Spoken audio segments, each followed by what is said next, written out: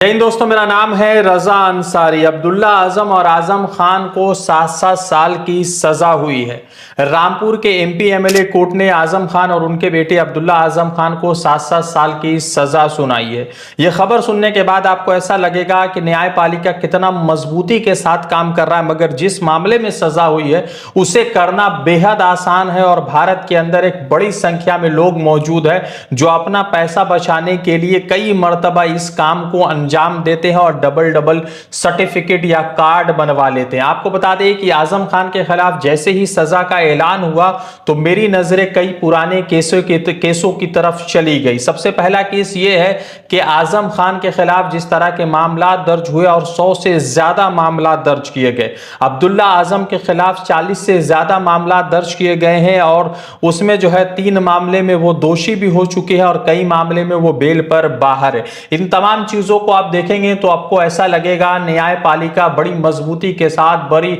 सक्षमता के साथ काम कर रहा है। मगर जैसे ही आपकी नजर जो है अखलाक के दादरी वाले केस पर जाएगी, बिल्किस बानो के रेप एंड असॉल्ट वाले केस पर जाएगी और उसके साथ तबरेज अंसारी के मॉब लिंचिंग वाले केस पे जाएगी, तो भारतीय जनता पार्टी और हिंदुत्व ब्रिगेड का जो चेहरा है वो बेनकाब हो जाएगा। आपको बता दें कि इन तमाम केसों के बाद जो है एक महत्वपूर्ण केस ये है कि 2015 में दादरी में जिस तरह से अखलाक की बीफ के नाम पर हत्या कर दी जाती है, तो उस मामले में उत्तर प्रदेश सरकार जितने भी 19 आरोपी थे और जितने भी 19 जो मुजरिम थे उन तमाम मुजरिम को बाहर लाने की तैयारी कर रही है। और इस मामले में कोर्ट में याचिका भी उत्तर प्रदेश सरकार द्वारा डाला जा चुका है। आपको बिल्किस बानो का नाम पता होगा, गुजरात की वो महिला जिसके साथ साल 2002 में गैंग रेप हुआ और उसके बाद जो है 11 दोषी जो है जेल की सलाखों के पीछे जाते हैं। और 11 दोषी जब से जेल की सलाखों के पीछे जाते हैं तो साल 2022 में भाजपा सरकार और गुजरात सरकार ने उन तमाम 11 दोषियों को बाहर निकाला और फूल के साथ, मिठाइयों के साथ उसका स्वागत किया गया। ऐसा स्वागत किया गया जैसे ओलंपिक में वो भारत के लिए गोल्ड जीत कर लाए। तबरेज अंसारी का आपको घटना याद होगा, वही तबरेज अंसारी जिसकी मॉब लिंचिंग कर दी जाती है, जय श्री राम के नारे लगवाए जाते हैं और जब उसके जो अपराधी कुछ दिनों के लिए बेल पर बाहर आ जाते हैं तो उस वक्त के केंद्रीय मंत्री जयंत सिन्हा जाकर उनका जो है स्वागत करते हैं और माला पहनाते हैं। खैर, ये पुरानी कहानी है और इस पुरानी कहानी को इसलिए जिक्र कर रहे थे कि एक तरफ तो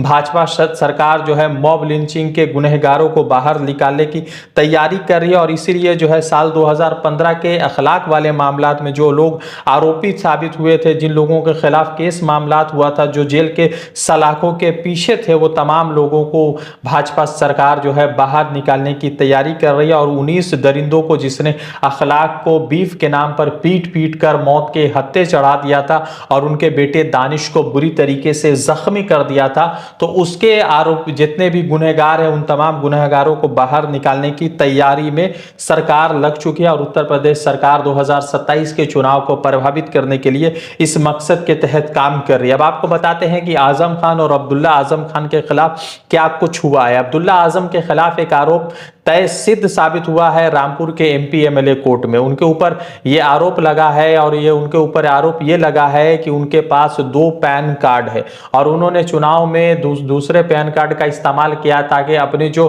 कमाई है उसको बचा सके। जैसे ये जिक्र होता है तो मेहुल चौकसी और उसके साथ ही साथ ललित मोदी और किंगफिशर के मालिक विजय माल्या का जिक्र आ जाता है, जो हजारों करोड़ रुपए इस भारत का लेकर भागे हुए हैं, विदेश में रह रहे, मगर उनके खिलाफ जो है किसी तरीके के ठोस कदम उठाने के लिए भाजपा शासन वाले राज्य या भाजपा जो है बहुत जो है उत्तेजित के तरीके से नहीं देखी जाती है और ना ही कोई ठोस कदम उठाने में जो है बड़ा कदम उठाने के फैसले पर आती है। आजम खान के खिलाफ पहले ही 100 केसेस रजिस्टर्ड हो चुके हैं और अब्दुल्ला आजम के खिलाफ जो है तकरीबन 40 से 45 केसेस रजिस्टर्ड हो चुके हैं। आजम खान जो है कई सारे मामले में कन्विक्ट साबित हो चुके हैं और आजम खान 3 बड़े मामलों में दोषी भी साबित हो चुके हैं और कई एक मामले में बेल पर रहा है। अब्दुल्ला आजम खान भी 3 केसों में दोषी साबित हो चुके हैं और कई मामले में बेल पर वो बाहर निकले हुए। जैसे ही रामपुर के एमपी एमएलए कोर्ट ने आज ये फैसला सुनाया कि अब्दुल्ला आजम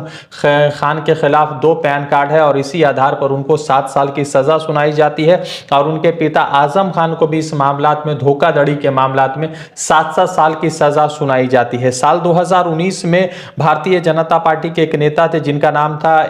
आकाश सक्सेना। उन्होंने साल 2019 में रामपुर के सिविल लाइन में जो है अब्दुल्ला आजम खान के खिलाफ और आजम खान के खिलाफ केस रजिस्टर्ड किया था और तकरीबन 6 साल बाद 17 नवंबर को यह फैसला रामपुर के एमपी एमएलए कोर्ट करती है और कोर्ट करने के बाद जो है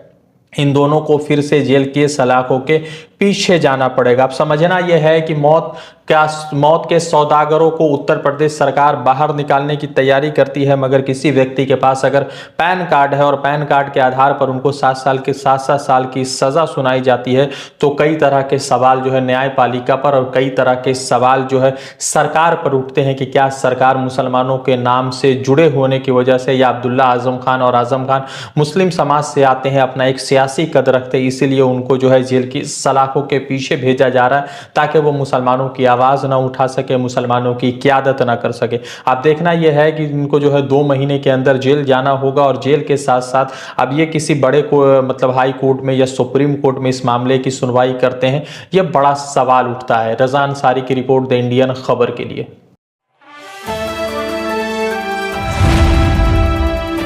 द इंडियन खबर, सच आपके सामने।